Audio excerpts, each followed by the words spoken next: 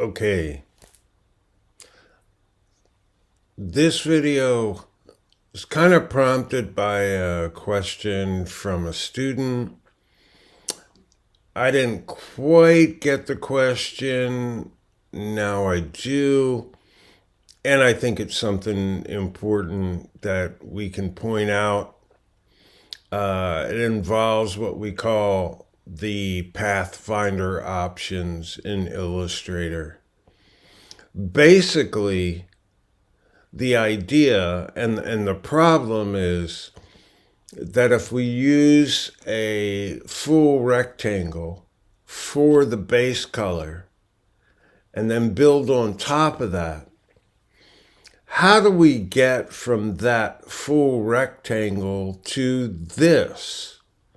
In other words, having a specific shape that we want for the base color, not necessarily that full rectangle.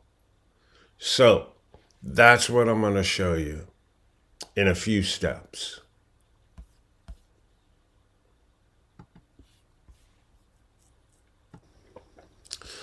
So what I did as the first step is I drew the outline of my head. If we go to outline view, you can see the outline, the details inside. I used the same color fill as the base color. And what we want the base color. That's why we're using the same color for both. But we want to subtract around the outline. And it's basically the intersection of the two paths. So that would be where my outline of my head is. And what we need to do at this point is select this outline. I want to make sure that's selected. It is. Hold down the Shift key. Select the base color. And this should subtract basically what's outside of the headline, or the outline of the head. And there we go. So that is my outline now.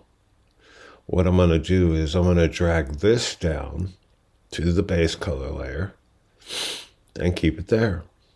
So that's the cutout we wanted, I think.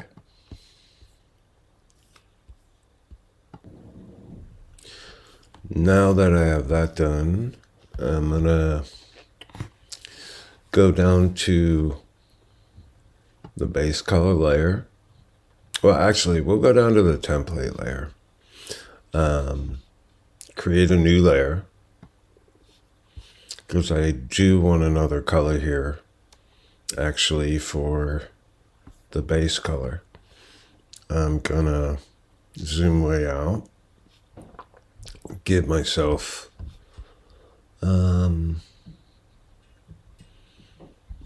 let's make sure nothing is selected. Okay. Give myself a little bit of room to work. And I went all the way down to the template layer because I wanted it to be below everything else. So that's the same color. I am going to lighten that up. Let's see. We could go to almost white. Let's go with a little bit more yellow, black. We could go darker. Yeah, let's go a little bit darker and work with that for now. And again, we're just going to use this as a shape, an organic shape that we kind of base some things around for an organic poster, something that we're basing some more organic type strategies around. And so really almost any organic shape would work. Just try and keep it organic. Now, let's say you want to use this outline. I put a stroke on the outline so it's a little bit easier to see. But let's say you want to do type on a path on this outline around the curve of the head, and you want to be very specific. So in that case, you don't need to draw another line. We're going to duplicate this and then use it as a type path. So what I'll do is click on this to select it, hold down the Option key, click and drag. Gives you a duplicate of the same thing, okay? I'm going to click on the fill, click none. There you can see my duplicate, right? You can place this exactly in the same place or maybe a little bit off. Go to the type tool, type on a path tool, decide where you want to start. And there we go.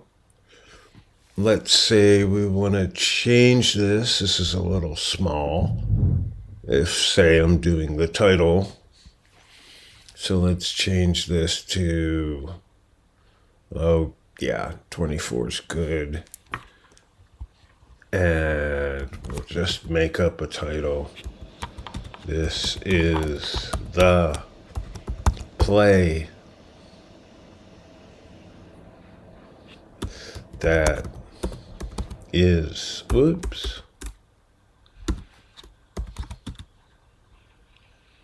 my story. Okay, so then you can take that type and put it exactly on the outline. And it shouldn't even be,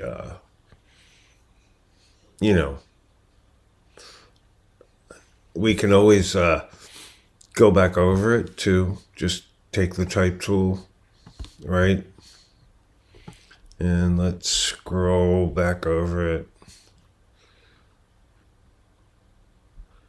Change any part of it that you want to, or change it overall.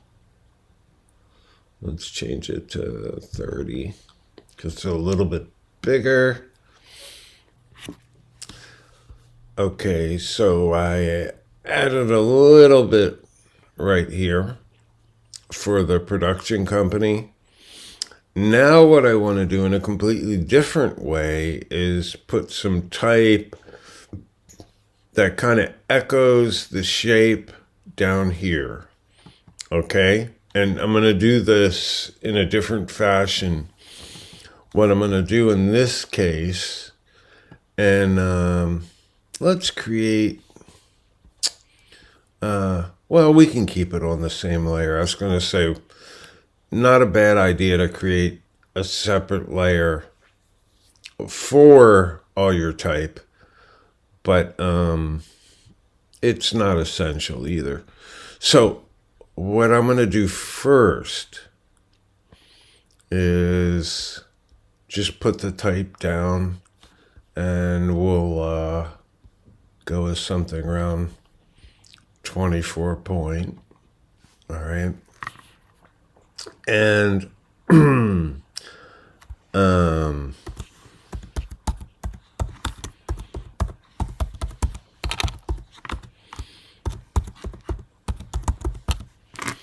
I'll put Towson State University main stage. That'll be the location. Okay, so that's our type. Now, I need a curve kind of that's similar to what we have here. Doesn't have to be exact. What should I start with? Well, I'm going to start with a pretty simple warp. And again, you can use either effect or go to Object, Envelope, Distort, Make with Warp. Okay? So we want to use something that's horizontal, more of a horizontal arc. Let's click preview again. Okay. And how much of a bend do we want? Well, kind of gauge it with what you're seeing here. So I could go even a little bit further, right? Right. Okay. So we'll click OK. Okay, now before that point, before you do an envelope distort, you want to make sure that your type is at that point the size that you want, the font that you want, and so on. Because it does become an envelope, or that envelope shape, a rectangle. Let's move this up, see what it looks like. Yeah, it's kind of close enough. Let's see if we go to Object, Envelope, Distort, and we add a mesh. Let's look at the preview. So, one row. Let's use 5, 6 columns. Click OK. And we will zoom in. And so what I'm going to do is take individual points, right? Pull them up. Maybe adjust my curve. Let's click away and then click directly on that point so we can change it.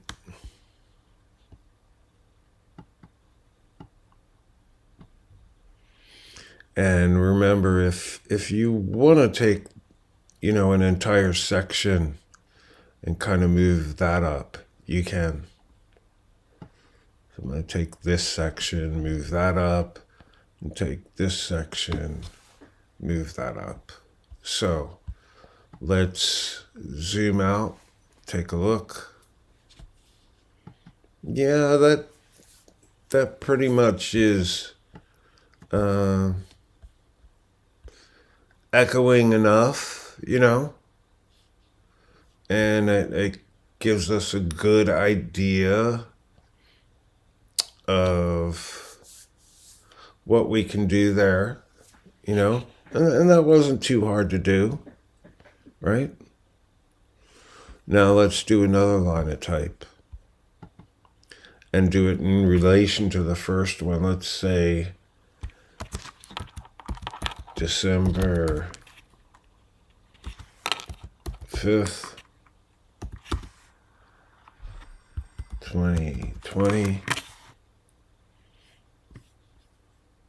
And again, we'll do the same. Object, envelope distort, make with warp. Okay. We might want to lessen it a little this time. Just very slightly. Click OK. All right. Now again, go to Object, Envelope, Distort, and we'll put a mesh on it also.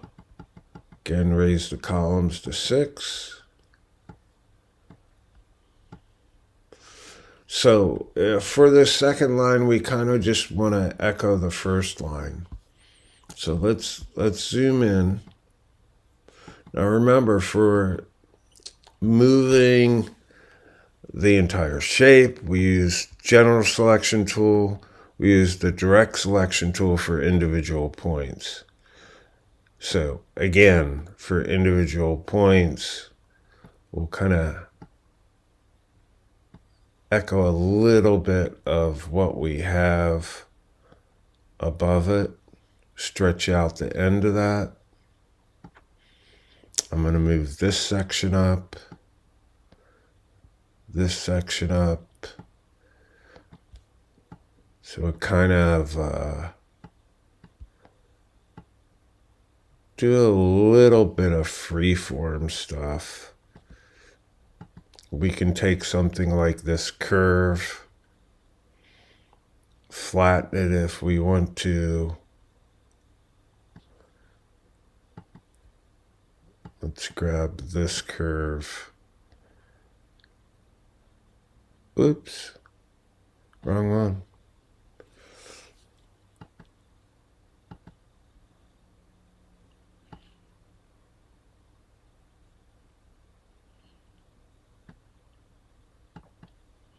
And